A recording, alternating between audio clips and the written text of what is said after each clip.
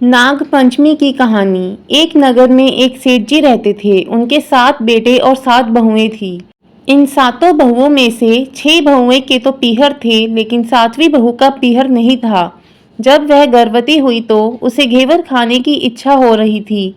उसके पीहर नहीं था तो उसने एक घेवर चुरा कर पानी भरने गई, तब ले गई।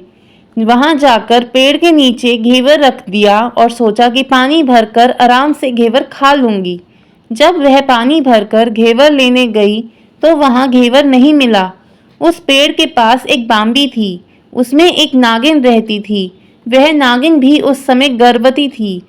घेवर को देखकर नागिन की इच्छा उसे खाने की हुई और उसने घेवर खा लिया। उस नागिन ने सोचा कि यदि साहूकार की बहू मुझे गाली देगी तो मैं उसे डस लूंगी, और यदि कुछ नहीं कहेगी तो इस बिना पीहर की को पीहर दिखा दूंगी। साहूकार के बेटे की बहू ने कहा कि शायद कोई मेरी जैसी ही होगी जिसने यह घेवर खा लिया। ऐसा सुनकर नागिन बहुत खुश हुई और उसने अपने बेटों से कहा कि तुम इंसान का रूप बनाकर जाओ और साहूकार के बेटे की बहू को लेकर आओ। नागिन के बच्चे इंसान का रूप बनाकर साहूकार के घर चले गए। वहां जाकर उन्होंने कहा कि हम हमारी बहन को लेने के लिए आए हैं। तब सास ने कहा कि पहले तो कभी नहीं आए, इतने दिन कहाँ थे? तब उन्होंने कहा कि जब हमारी बहन का जन्म हुआ तब हम नानी के घर थे और शादी हुई तब हम परदेश कमाने के लिए गए हुए थे। उन लड़कों ने बहुत सारे कपड़े, गहने और मिठाइयाँ बहन के सास और जेठानियों के लिए ले गए थे। सास अत्यंत प्रसन्न थी और जेठानियाँ उसे देखकर जल कुड़ रही थी। सास ने बहू को उनके साथ भेज दिया। बांबी के पास जाकर उन्होंने कहा, बहन, हम नाग हैं। उस दिन जब तुमने पेड़ के नीचे घेवर रखा था तब तुम्हारा घेवर हमारी माँ ने ही खाया था। उन्होंने तुम्हें अपनी बेटी माना है और इस नाते से तुम हमारी बहन हुई। बहन, अब तुम हमारी पूंछ को पकड़ लो और डरना मत। उनके कहने पर वह पूंछ पकड़कर बांबी में चली गई और वहां पर उन्होंने उसे बहुत लाड, प्यार और सुख से रखा। वहीं पर उसने एक लड़की को जन्म दिया। जब उसका लड़का थोड़ा थोड़ा बड़ा हुआ तब की बात है, पड़ोसन ने साहूकार के बेटे की बहू को सिखा दिया, अगर तू तेरी माँ की इतनी ही लाडली है तो तू तेरी माँ से कहना कि आज तो नागों को दूध मैं ही पिलाऊंगी। पड़ोसन का ताना उसे सहन नहीं हुआ। वह माँ से जिद करके नागों का दूध ठंडा करने लगी। अभी तक दूध ठंडा नहीं हुआ था, उससे पहले ही उसके बेटे ने घंटी बजा दी। घंटी की आवाज़ सुनकर छोटे बड़े सारे नाग दूध पीने के लिए दौड़ पड़े। जब उन्होंने दूध में मुंह लगाया तो बहुतों का मुंह जल गया। तब नाग क्रोधित होकर बोलने लगे कि हम बहन को काटेंगे। उसकी माँ ने उन्हें समझाते हुए कहा कि इसे मत काटो, यह तुम्हें आशीष देगी। तब साहूकार के बेटे की बहू ने कहा, जियो मारा नाग नागिनी, जियो मारा खड़या आड़या बीर। बीर उठावे देख नीड़ो चीर, चीर तो फट जाव पण, बीर जीता रेवे। थोड़े दिन बीत जाने के बाद पड़ोसन ने फिर से ताना मारा कि यदि तेरी माँ तुझ पर विश्वास करती तो तुझे 7वें कोटे की चाबी देती। उसने माँ से जिद करके चाबी ले ली और जब ताला खोला तो अंदर झूले में बाबा नाग झूल रहे थे। उसने बाबा नाग से कहा, सत सिया राम बाबा।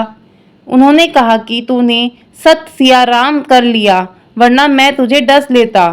तब उसने कहा कि आप तो मेरे पिता हो, मुझे कैसे डस सकते हो? और बोली, जियो नाग नागिनी, जियो वासुकी नाग, जीण मेरो लाड लाड्यो 9 करोड़ का हार। नाग देवता ने उसको 9 करोड़ का हार दे दिया। माँ ने अपने बेटों से कहा, बाई तो अब बड़े घरों में हाथ डालने लगी है, उसे घर पहुंचा दो। नागों ने साहूकार के बेटे की बहू को बहुत से गहने कपड़े दिए और ससुराल पहुंचा दिया। थोड़े दिनों की बात है कि उसका बच्चा झाड़ू तोड़ रहा था। ताई ने कहा, झाड़ू मत तोड़, इतना तोड़ने का शौक है तो तेरे नाना मामा के यहाँ से लाया होता। सांपों ने सुन लिया। माँ से जाकर कहा। माँ ने कहा, 2 झाड़ू सोने की बनवाओ। 2 चांदी की बनवाओ और दे आओ। ताइयां देखकर जल गई, कहने लगी, इसको तो ताने मारने से धन बढ़ता है। कुछ दिनों के बाद की बात है, बच्चा गेहूं बिखेर रहा था। ताई ने ताना मारा, गेहूं बिखेरने का शौक है तो नाना मामा से ले आता, हमारे यहाँ तो मत बिखेर। सांपों ने सुन लिया, जाकर माँ से कहा। माँ ने कहा, 2 बोरी दाने सोने के घड़ाओ, 2 बोरी दाने चांदी के घड़ाओ और दे आओ। ताइयां और जल गई और कहने लगी, इसे ताने मत मारो, इसका धन बढ़ता है। छोटी जेठानी लकड़ी लेने गई, वहां सांप था। उसने सोचा सबसे छोटी को भेजना चाहिए, सांप उसे खा जाएगा तो मुसीबत मिट जाएगी। छोटी बहू लकड़ी लेने गई तो वहां सांप बैठा था। बोली, भैया राम राम। सांप ने झट से बिछुए दे दिए, पहनकर छम छम करती चली आई। जेठानियां देखकर जल गई। 2-4 दिन बाद पान की गुड़ियों में से सांप देखा तो बड़ी जेठानी ने सबसे छोटी को पान लाने भेजा। उसने सोचा आज अवश्य सांप काट लेगा।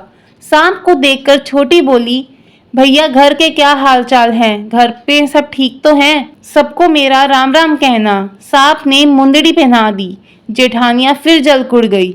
उसका पति दुकान से आया, तब सिखा दिया कि तेरी बहू के तो सांप बिच्छू से दोस्ती है। साहूकार का बेटा अपनी बहू से रात को कहने लगा, सच सच बता, सांप बिच्छू तेरे क्या लगते हैं जो तुझे काट खाने के बजाय गहने देते हैं? बहू ने कहा, वो तो मेरे भाई भतीजे लगते हैं। फिर उसने सारी बात अपने पति को बताई। पति ने कहा, तो क्या तेरे भाई भतीजे तुम्हें ही बुलाते हैं, कभी अपने जवाई को यानी हमें तो बुलाते नहीं हैं? आने कोने में छुपे सांपों ने बात सुन ली तो जाकर अपनी माँ से कहा। माँ ने कहा, दोनों को बुला लाओ। वे इंसान का रूप बनाकर दोनों को व बच्चों को बुला लाए। खूब कपड़े गहने देकर तीनों को विदा किया। ऐसा समर्थ पीहर नाग पंचमी की कहानी कहने वालों को, नाग पंचमी की कहानी सुनने वालों को सबको मिले।